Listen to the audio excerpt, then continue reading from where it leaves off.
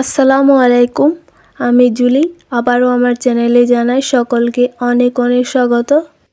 তো আজকে আবারও চলে এসেছি একটা সুপার টেস্টি রেসিপি তোমাদের সাথে শেয়ার করার জন্য।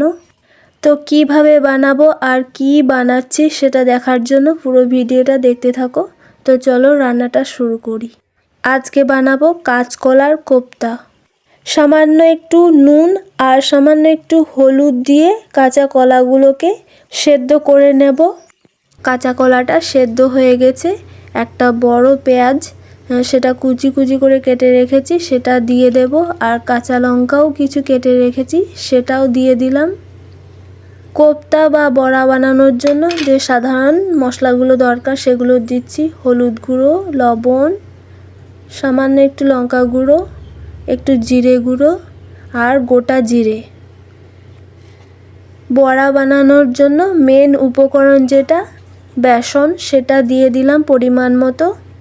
সমস্ত উপকরণগুলোকে ভালো করে এভাবে চটকে চটকে মেখে নেব।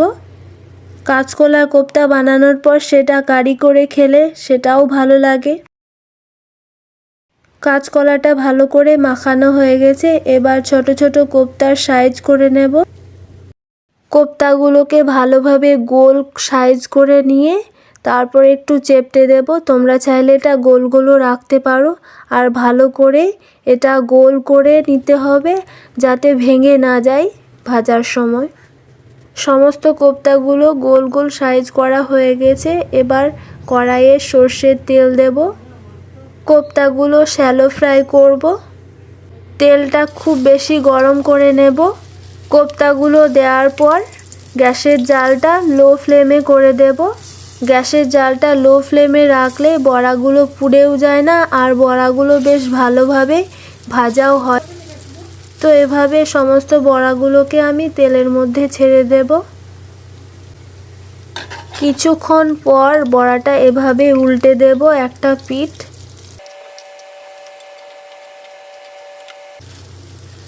তো এইভাবে আমি সমস্ত বড়াগুলোকে উল্টে পাল্টে দুই পিঠই ভালো করে ভেজে নেব। আর হ্যাঁ, গ্যাসের জালটা কিন্তু লো ফ্লেমে রেখেই ভাজতে হবে। তো আমার বড়া ভাজা কমপ্লিট। গরম গরম পরিবেশন করব এবার। তো ভিডিওটা কেমন লাগলো সেটা অবশ্যই কমেন্টে জানিও। একটা লাইকও করে দিও আর আমার চ্যানেলটা সাবস্ক্রাইব করে পাশের বেল আইকনটা ক্লিক করে রেখে দিও। আজকের মতো টাটা।